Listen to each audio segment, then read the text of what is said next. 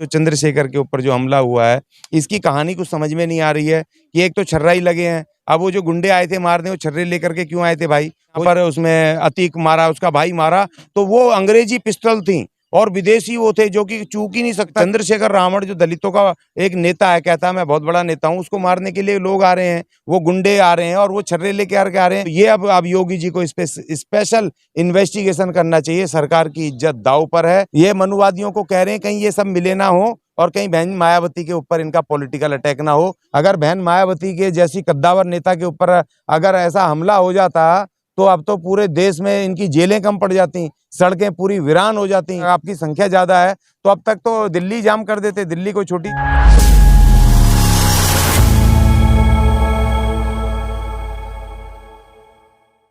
ज्ञानी बाबा, अभी जो 2 दिन पहले चंद्रशेखर रावण पे जो एक जानलेवा हमला हुआ है योगी जी की नगरी में, इसको किस प्रकार से देख रहे हैं?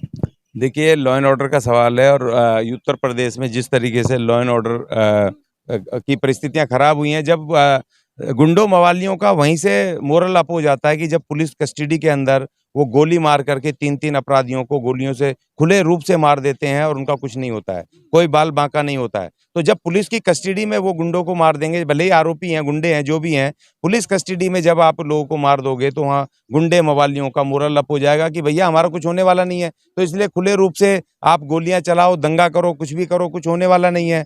तो इसीलिए ज्यादा और क्या होगा कि आप सरेंडर कर दो, फिर तो आपको कुछ भी होने वाला नहीं है। कोर्ट में पेश करेंगे, बस जेल में जाओ, वहाँ सरकारी रोटियां खाओ और आराम से आपको बाद में बेल मिल जाएगी। और दूसरी बात ये कि इसमें जो चंद्रशेखर के ऊपर जो हमला हुआ है, इसकी कहानी कुछ समझ में नहीं आ रही है कि एक तो छर्रा ही लगे हैं। अब वो जो गुंडे आए थे मारने, वो छर्रे लेकर के क्यों आए थे भाई? वो छर्रों से उसको एक मारने आए किसी आदमी को, अपने विरोधी दल के। और दूसरा वो खुद कह रहा है कि जी वो हवा में गोलियां चला रहे हैं। बताओ, ऐसे ऐसे मूर्ख अपराधी तो मैंने जिंदगी में पहली बार देखे हैं कि किसी को मारने आए और पहले उसको चेतावनी दे रहे हैं, हम तुझे मारने आए, हवा में फायरिंग कर रहे हैं, और फिर 2-4 छर्रे उस पर मार करके और एक आध छर्रा उसको लग कर। ये पूरी कहानी में पूरा लोचा है और इसके इन्वेस्टिगेशन करने की बहुत जरूरत है, क्योंकि ये कहीं ना कहीं सिक्योरिटी का भी मामला हो सकता है कि निजी तौर पर हर आदमी को चाहिए होता है कि भैया मैं आप बड़ा नेता हूं तो मुझे भी जेट सुरक्षा मिले, मेरे पास भी 20-20, 25-25 वो चले हैं।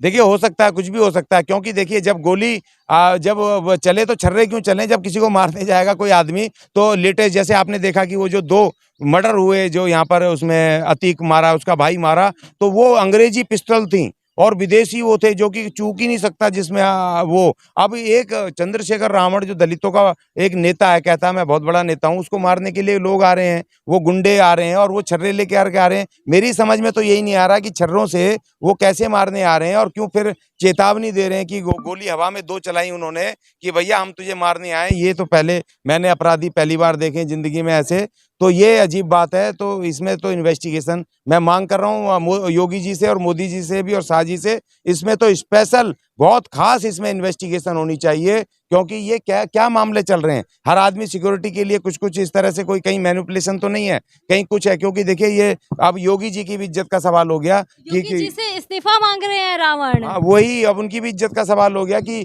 योगी जी जो कह रहे हैं कि भाई हमारे इस इलाके में ना तो कोई गुंडा बचा, ना मवाली बचा, यहाँ पर क्षेत्र में ना कोई दंगे हो रहे हैं, ना फसाद हो रहे हैं, और वहाँ पर खुले रूप से बिल्कुल पब्लिक में इस तरह से गुंडे आकर के और चेतावनी भरी 2 गोलियां चला करके और 4 छर्रे चला रहे हैं। तो ये अब योगी जी को स्पेशल इन्वेस्टिगेशन करना चाहिए। सरकार की इज्जत दांव पर है और मैं योगी जी से विशेष प्रार्थना कर रहा हूँ कि इस मामले में तो बहुत खास SIT बिठाई जाए और इसमें खास इन्वेस्टिगेशन हो कि आखिर ये मामला क्या है। जा रहा है हरियाणा की गाड़ियां आई थी और मनुवाद को सीधा सीधा टारगेट किया जा रहा है कि ये जो मनोवादी लोग हैं, ये एक जो हमारा नेता है उसकी छवि उसको मारने की फिराक में है कि ये आगे चल के पॉलिटिक्स में ज्यादा आगे ना बढ़ पाए।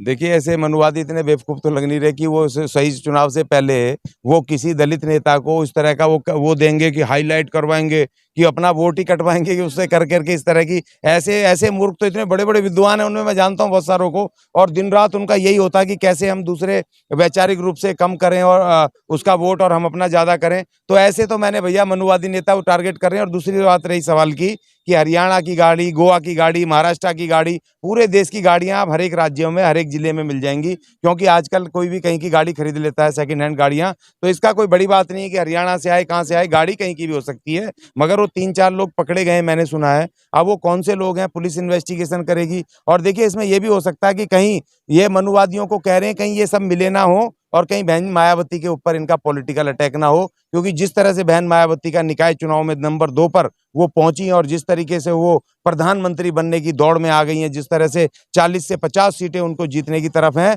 तो कहीं उनके उनके उनके पैरेलल कहीं दूसरा दलित नेता खड़ा करने की कहीं ये कवायद हमारे मनुवादी भाई ना कर रहे हो। इस साजिश को भी हमें समझना पड़ेगा। लेकिन इससे बड़ी तो सबसे तकलीफ की बात है कि योगी जी की इज्जत इस समय खतरे में है। माननीय मुख्यमंत्री योगी बाबा जी, आपसे मेरी अपील है हाथ जोड़ के कि इस मामले में स्पेशल एसआईटी गठित करके इसको खास विशेष तवज्जो दीजिए आप, और इसमें देखिए कि आखिर ये क्या माजरा है, क्योंकि आपकी इज्जत इस समय दांव पे, क्योंकि आपके दावों को पूरी तरह से ये दावे खत्म हो रहे हैं और वही जिसको कि आप आगे बढ़ाना चाहते हो बहन जी के बराबर, वही अब आपसे इस्तीफा मांग करके आपको बदनाम कर रहा है। तो मेरी ये बात ये है कि इसमें बहुत बड़ा लोचा है, बहुत बड़ा झोल है और इसका इन्वेस्टिगेशन बहुत जरूरी है। हाँ, कल देखने को मिला कि संसद मार्ग पे यहाँ पर भीम आर्मी के सदस्य आए हुए थे, विरोध प्रदर्शन कर रहे थे, अमित शाह के घर की घेराव की बात चल रही थी, तो इसको किस प्रकार से देख रहे हैं आप?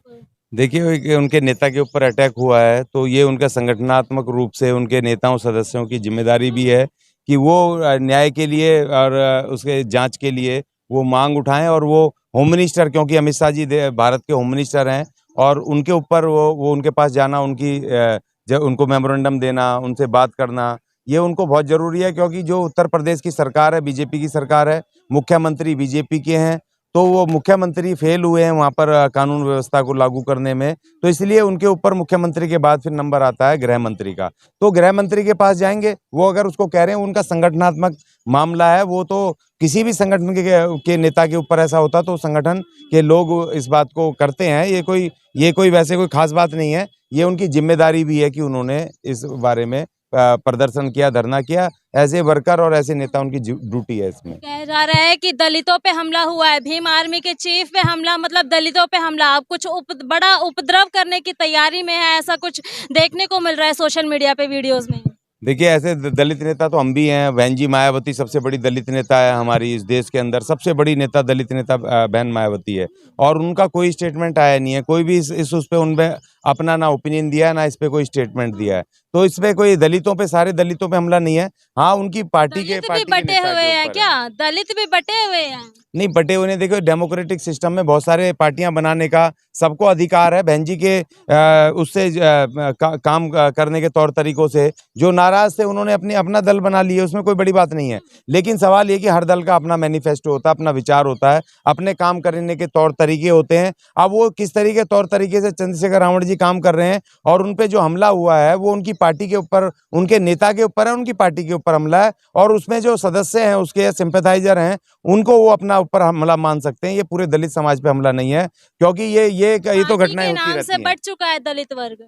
हाँ, देखिए, पार्टियों के नाम से तो बिल्कुल बटने की बात है। कोई किसी को कोई पार्टी अच्छी लगती है, कोई नेता अच्छा लगता है, ये सब उसकी बात है। ये तो दोनों पार्टियां दलितों के उत्थान के लिए ही कर रही हैं। नहीं, ऐसी बात नहीं है। ये इसमें भी बहुत सारी भ्रांतियां हैं कि भाई सब एक जैसे कर रहे हैं। अगर एक जैसे कर रहे होते तो बटते ही क्यों? फिर बीएसपी के साथ ही नहीं काम करते, तो उनका वो कुछ और काम कर रहे होंगे। दलितों के लिए करने के लिए वो कुछ करना चाहते हैं, मगर अभी तक बीएसपी के बिल्कुल करीब तक भी नहीं पहुंच पाए।